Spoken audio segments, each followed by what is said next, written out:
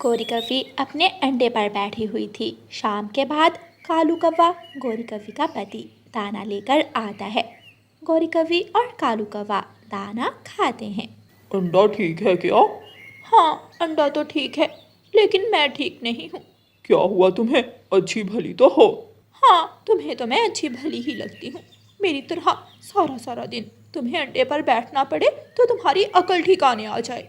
मैं भी जंगल जंगल जाता हूँ, पेड़ पेड़ फिरता हूँ, फिर कहीं जाकर दाना मिलता है। मुझे सब मालूम है जो तुम सारा सारा दिन मेहनत करते हो। बातें करते करते लड़ते लड़ते कौवा और कव्वी सो जाते हैं। मम्मा, मम्मा, मुझे भूख लगी है, मुझे दाना दे। मुन्नी, अभी तो तुमने दाना खाया है और फिर से दाना मांग रही हो। मम्मा, मुझे भूख लगी हुई है, मुझे दाना दे, मुझे दाना दे। मैंने कहा मुझे दाना दे। ये तो सपना था। गौरी कव्वी नींद से उठ जाती है। मैं सारा सारा दिन अंडे पर बैठती हूँ, कहीं ऐसा ना हो कि मेरे अंडे से बेटी निकल आए। मुझे पहले ही पता कर लेना चाहिए कि अंडे में बेटा है या बेटी। गौरी कव्वी झुककर कालू कौवे की तरफ देखती है। कालू कौवा सोया हुआ था। गौरी कव्वी अपना अंडा अपने पंख में छुपाती है और अपने घर से निकलती है। गौरी कव्वी सीधी रानू चिड़िया के दरवाजे पर जाती है और दस्तक देती है। इस समय कौन आ गया? दस्तक फिर से होती है। रानू चिड़िया दरवाज़ा खोलती है। गौरी, तुम इस वक्त सब ठीक तो है? रानू, मेरे पेट में बहुत ज़्यादा दर्द है, मुझे बुलबुल डॉक्टर के पास ले जाओ, मैं मर जाऊंगी। गौरी, दिन खड़े आ जाती तो अच्छा था।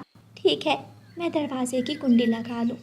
रानू चिड़िया अपने दरवाजे की बाहर से कुंडी लगाती है और गौरी कव्वी के साथ चली जाती है। चिड़िया बुलबुल के दरवाजे पर दस्तक देती है।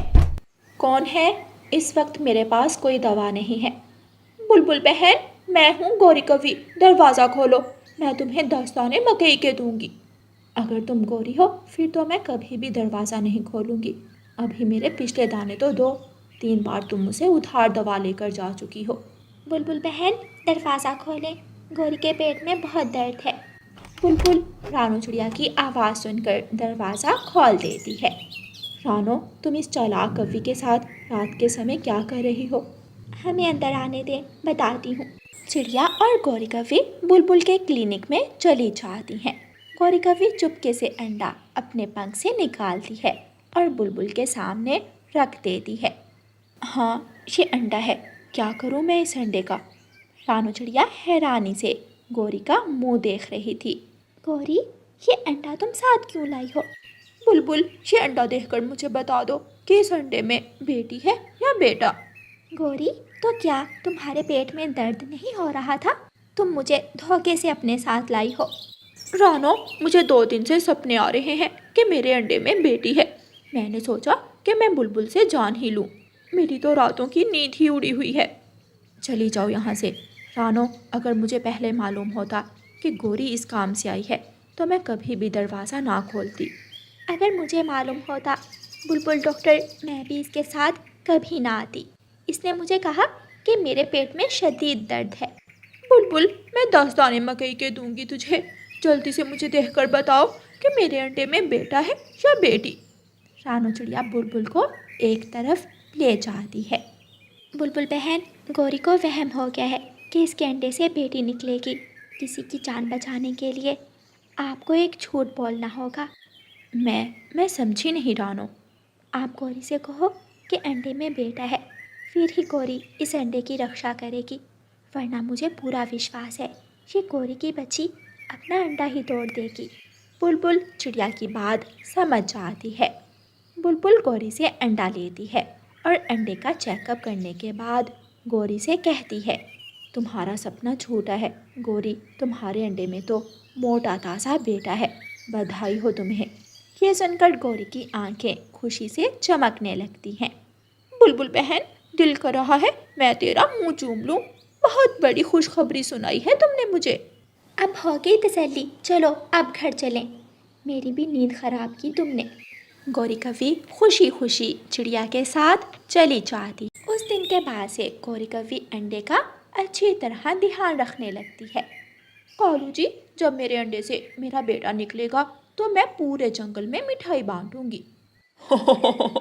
अगर अगर बेटी निकली तो फिर क्या बांटोगी? तेरा सर मनहूस काले कालू जी, कोई बात तो अच्छी कर लिया करो। मेरे अंडे से मेरा मोटा ताज़ा बेटा ही निकलेगा।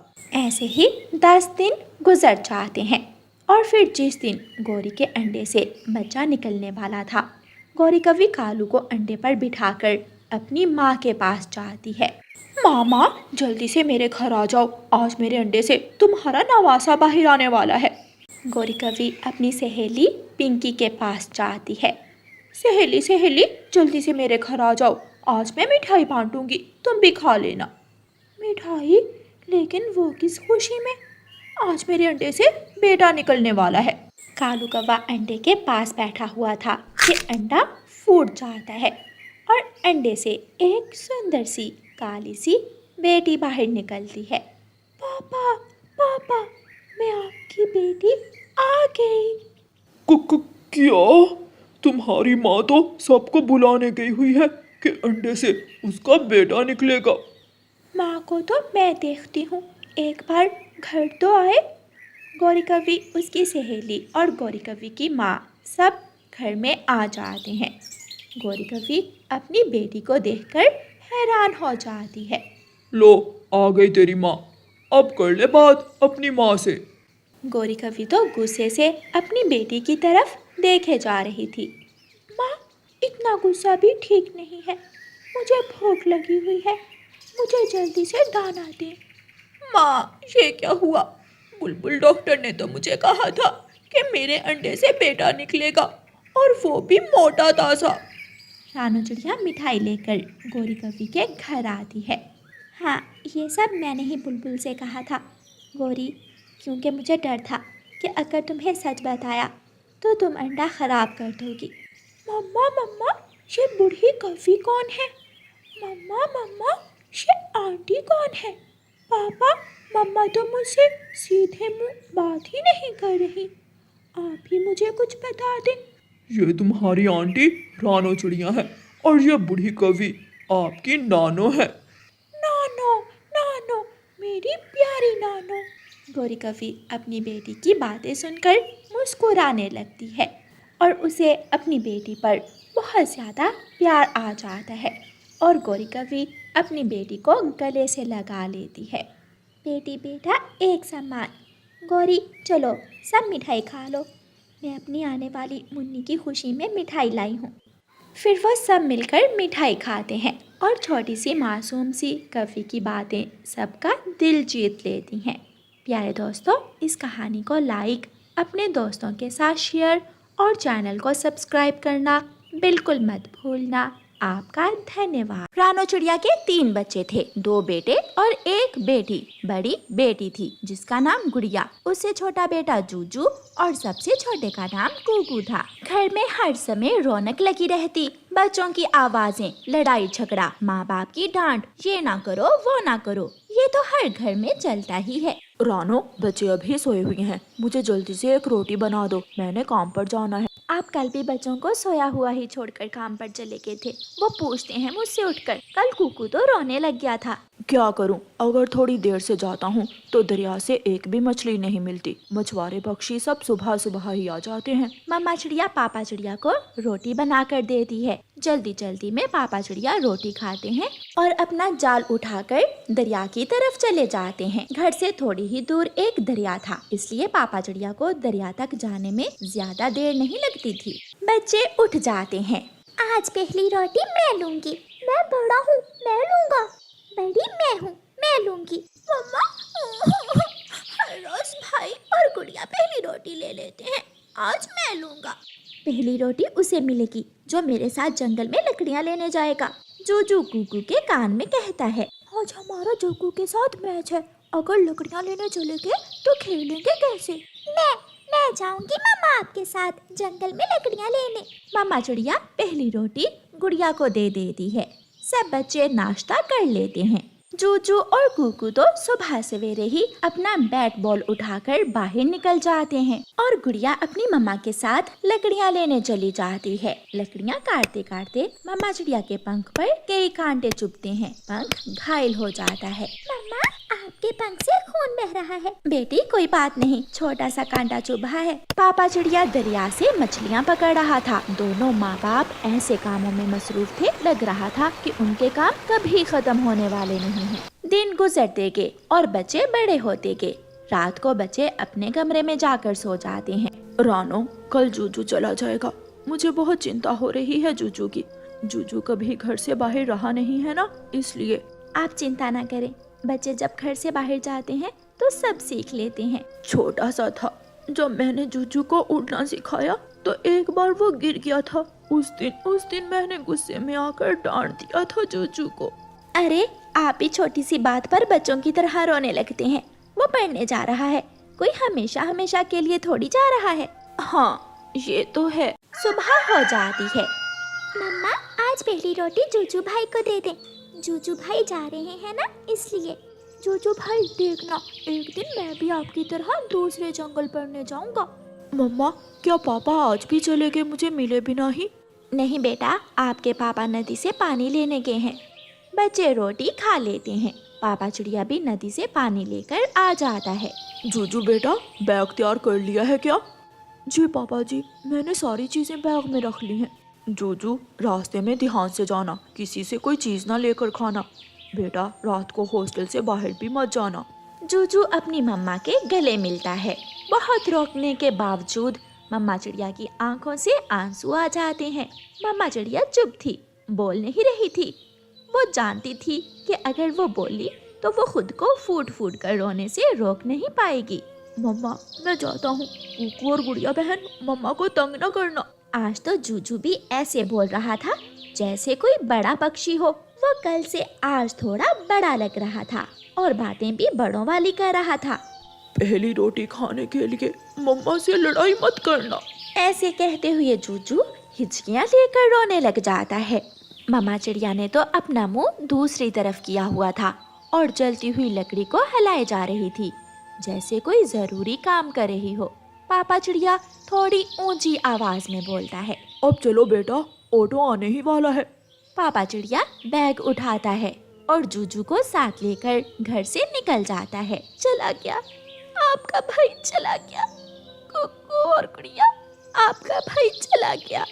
इतना कहते ही मम्मा चिड़िया फूट फूट कर रोने लग जाती है। दोनों बच्चे अपनी माँ के गले से लग जाते हैं। मम्मा चिड़िया के आंसू दोनों बच्चों के ऊपर गिर रहे थे। जाओ कुकू और गुड़िया बेटे, आप दोनों तैयार हो जाओ, स्कूल का टाइम होने वाला है। ऑटो आ जाता है और जूजू अपने पापा के गले मिलता है। बातों बातों में पापा चिड़िया अपने बेटे को बहुत मजबूत बनकर दिखाता है और ऐसे जाहिर करता है जैसे उसके जाने का उसके पापा को जरा दुख नहीं है। जाकर खत लिख देना, आप मम्मा का ख्याल रखना। जूजू ऑटो में बैठ जाता है। ऑटो दूर निकल जाता है और पापा चिड़िया ऐसे रोने लग जाता है जैसे छोटे बच्चे। मेरे बेटे, मेरी जान के टुकड़े, मैं कैसे जी पाऊंगा तुम्हारे बिना, बहुत मुश्किल है। पीछे से मम्मा चिड़िया आकर पापा चिड़िया के कंधे पर हाथ रखती है। चले, घर चले। दोनों मम्मा और पापा चिड़िया घर चले जाते हैं। थोड़े दिनों बाद जूजू का खत आता है। मम्मा पापा खुश हो जाते हैं। दिन गुजरते गए और फिर एक दिन कुकू का भी विदेश जाने का सपना पूरा हो जाता है। कुकू भागा भागा अपने घर आता है। मम्मा मम्मा, मेरा विदेशी जंगल का वीजा लग गया है, मेरा सपना पूरा हुआ। मम्मा चिड़िया चुप हो जाती है और अपने बेटे को गले से लगा लेती है। 2 दिन बाद कुकू एक लिफाफा हाथ में लिए घर आता है। उसमें जहाज की टिकट थी, सामान तैयार था और आज कुकू भी विदेश जाने के लिए तैयार था। इस बार मम्मा और पापा थोड़ा हौसले में थे। शायद वो जान गए थे कि एक ना एक दिन उन बच्चों को घोंसला छोड़कर जाना ही है। कुकू मम्मा से मिलता है, पापा से मिलता है और अपनी बहन गुड़िया से। सबकी आंखों में आंसू छोड़कर कुकू घर से निकलता है, ऑटो में बैठता है और विदेश चला जाता। सुबह का वक्त था। मम्मा और पापा चिड़िया उठे हुए थे। गुड़िया अभी तक सो रही थी। घर में कोई शोर करने वाला नहीं है। बच्चों के बिना घर कितना सोना सोना लगता है ना? हमारी गुड़िया अभी उठेगी तो बोल बोल कर कान खा लेगी। गुड़िया भी उठ जाती है। मम्मा, मैंने सुन लिया, आप पापा से मेरी शिकायतें लगा रही हैं। जल्दी से नाश्ता कर लो और तैयार हो जाओ। कल गौरी ने मुझे बताया था कि आज हमारे घर मेहमान आ रहे हैं। मेहमान? वो कहाँ से? गुड़िया को देखने के लिए। रानो, अभी इतनी भी जल्दी क्या है?